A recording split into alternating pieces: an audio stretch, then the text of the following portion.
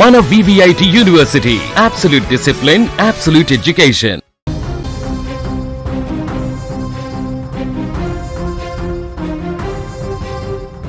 తెలుగు రాష్ట్రాల ప్రజలకు వాతావరణ శాఖ సంచలన హెచ్చరిక జారీ చేసింది. బంగాళాఖాతంలో క్షణానికి మారుతున్నటువంటి పరిస్థితులు ఇప్పుడు తీవ్ర ఆందోళన కలిగిస్తున్నాయి. నిన్నటి వరకు అల్పపీడనంగా ఉన్నటువంటి వ్యవస్థ ఇప్పుడు బలపడి వాయుగుండంగా మారింది. రాబోయే అటువంటి 24 గంటలలో ఇది మరింత తీవ్ర రూపం దాల్చబోతుంది. దీని ప్రభావంతో ఆంధ్రప్రదేశ్, తెలంగాణ రాష్ట్రాలను కారు మబ్బులు కమ్మేశాయి.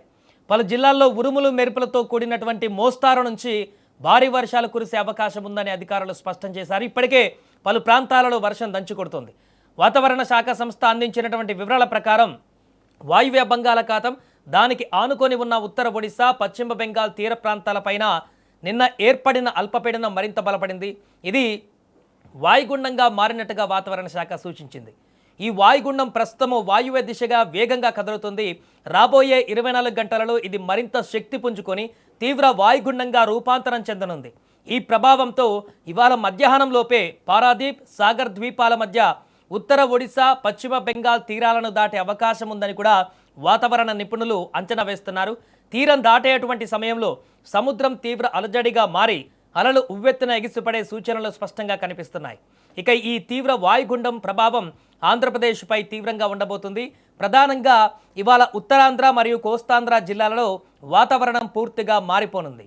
శ్రీకాకుళం, విజయనగరం, మన్యం, అల్లూరి సీతారామరాజు, అదేవిధంగా పోలవరం, విశాఖపట్నం మరియు కోనసీమ జిల్లాలలో అక్కడక్కడ తేలికపాటు నుంచి మోస్తారు, మరికొన్ని చోట్ల భారీ వర్షాలు కురిసే అవకాశం కూడా ఉంది. సో ఈ జిల్లాలలో ఆకాశం రోజంతా కూడా మేఘామృతమై ఉంటుంది. అకస్మాత్తుగా వర్షాలు కురిసే అవకాశం ఉన్నందున ప్రజలు ప్రయాణాల విషయాలలో తగిన జాగ్రత్తలు తీసుకోవాలంటూ కూడా అధికారులు సూచిస్తున్నారు. కేవలం వర్షాలు మాత్రమే కాదు, గాలుల తీవ్రత కూడా తీవ్రంగా ఉండబోతుంది. ఉత్తరాంధ్ర తీరం వెంబడి గంటకు 55 నుంచి 65 కిలోమీటర్ల వేగంతో బలమైనటువంటి ఈదురుగాలులు వీచే అవకాశం ఉంది. ఈ గాలుల దాటికి చెట్ల కొమ్మలు విరిగిపడడం, విద్యుత్ స్తంభాలు దెబ్బతినే ప్రమాదం కూడా ఉంది. 7 మీటర్ల కంటే తక్కువ వెడల్పు ఉన్నటువంటి పడవలు వినియోగించడం అసలు సురక్షితం కాదని కూడా స్పష్టం చేశారు. అలాగే బుధవారం వరకు మత్స్యకారులు ఎట్టి పరిస్థితుల్లోనూ సముద్రంలోకి వేటకు వెళ్లరాదంటూ కూడా కఠిన ఆదేశాలు జారీ చేశారు. తీర ప్రాంత గ్రామాల ప్రజలు నిరంతరం అప్రమత్తంగా ఉండాలని, స్థానిక అధికారుల ఆదేశాలను పాటించాలని కోరుతున్నారు. మరొక వైపు తెలంగాణ రాష్ట్రంలో కూడా వర్షాల జోరు మళ్లీ పెరగనుంది.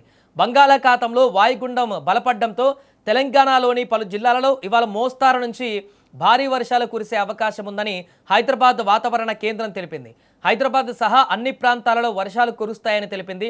ముఖ్యంగా భద్రాద్రి కొత్తగూడెం, ఖమ్మం, జయశంకర్ భూపాలపల్లి, ములుగు, ఆసిఫాబాద్, మంచిర్యాల, పెద్దపల్లి జిల్లాలలో అక్కడక్కడ భారీ వర్షాలు కురిసే అవకాశం ఉంది. ఇప్పటికే తెలంగాణలో పలు జిల్లాలలో భారీ వర్షాలు కురుస్తున్నాయి. రాత్రి హైదరాబాద్లో భారీ వర్షం కురిసింది. భారీ వర్షానికి నగరం అతలాకుతలమైంది. భారీ వర్షం కారణంగా రోడ్లపైకి వరద నీరు వచ్చి చేరడంతో వాహనదారులకు తీవ్ర ఇబ్బందిగా మారింది. కొన్ని చోట్ల వరద నీరు రోడ్లపైకి వచ్చి చేరడంతో భారీగా ట్రాఫిక్ అంతరాయం ఏర్పడింది.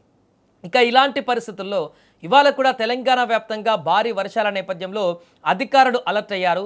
ముఖ్యంగా నగరంలో GHMC అధికారులు అలర్ట్ అయ్యారు.